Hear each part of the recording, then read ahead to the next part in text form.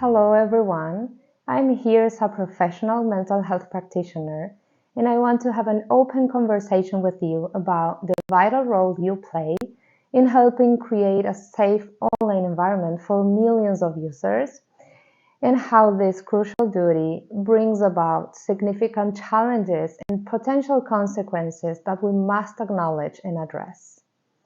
As content moderators, you deal with a unique set of challenges that require a diverse range of competencies. Your role goes beyond filtering content, and it requires a deep understanding of language, culture, and legal standards. So you're not just applying technical expertise, but you're also making detailed judgments about the appropriateness of the content within specific contexts. And the cognitive demands of the role are compounded by the emotional toll, especially when dealing with content involving violence and exploitation such as CSAM. So given the complex nature of your duties, it's clear that implementing self-preservation strategies is crucial.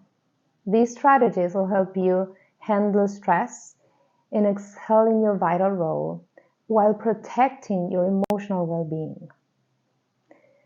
So first and foremost, I want you to be aware that being systematically exposed over a significant period of time to disturbing material has inevitable consequences. It leaves wounds that could go unnoticed, potentially developing into severe mental health conditions. Why? Because you're humans with feelings and empathetic abilities to feel the suffering of others. And this is an evolutionary acquisition, and there's nothing wrong with being affected by such content. It's not an indicator of fragility or a lack of abilities to do your job, but rather a demonstration of your emotional resources in your brain and body working as they should for a human being. So it's crucial to recognize these signs as valid responses to the suffering you witness. We cannot expect you to be unaffected by the content you review daily, and while distancing yourself mentally and emotionally from the content can create a shield, it may not be enough to prevent emotional damage. And that's why you need a broader approach to your mental health care. And it starts with being aware of the risks of exposure to disturbing material. So by recognizing these risks, you can commit to self-care strategies to prevent severe damage and identify markers for specific self-care preservation tactics you can implement. Extended exposure to distressing content, especially CSAM, can have a significant impact on your mental well-being. There's a real risk of developing something akin to post-traumatic stress disorder, known as secondary trauma or vicarious trauma. And it happens when you're exposed to someone else's traumatic experiences, and it can lead to symptoms similar to PTSD that may include experiencing flashbacks, nightmares, intrusive thought, feeling constantly on edge, and becoming emotionally numb or disconnected.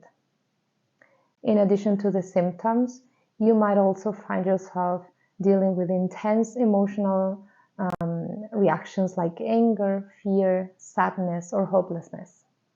You could also notice negative beliefs about yourself or the world, as could be I'm weak, or the world is a dangerous place, despite being physically safe. Coping with all this can lead to avoiding situations, places, or people that remind you of the distressing content.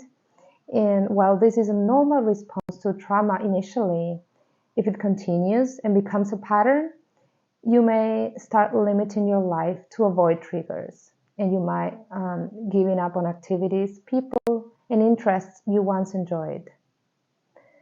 So the catch here is that while these actions offer short-term relief, they can reinforce your fear, anxiety, and strong reactions to these triggers, making things worse over time. At the physical level, your nervous system kicks in when it senses a threat, and this triggers the fight or flight response and prepares you for action. You may experience sensations like being constantly on edge, having an increased heart rate, breathing faster, fidgeting, becoming easily startled, and feeling more reactive. When the emotional burden exceeds your system's tolerance, you could even enter a state of numbing or dissociation. And this feels like you're distancing yourself from your own body or your surroundings, like you're in freeze mode with all your energy being drained away. So some studies show that not all moderators develop this full-blown PTSD, but many experience long-lasting mental health symptoms, including depression, anxiety, and insomnia. And in some other cases, it's been reported that moderators experience negative consequences in their intimate relationships and an increased use of drugs and alcohol as a way to cope and avoid dealing with the emotional distress, which adds another health problem. Summarizing, your role as content moderators is essential, but it comes with emotional and psychological challenges. It's crucial to be aware of the risks, develop self-preservation strategies, and seek support. We want you to know that you're not alone in this journey, and your well-being really matters to us.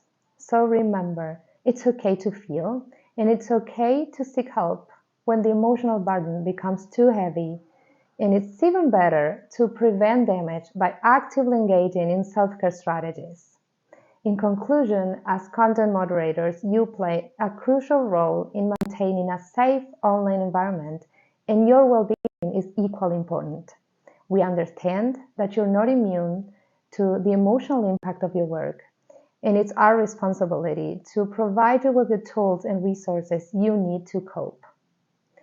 Thank you for joining us. Thank you for the vital work you do, and let's continue to dialogue to ensure your mental health and well-being are safeguarded.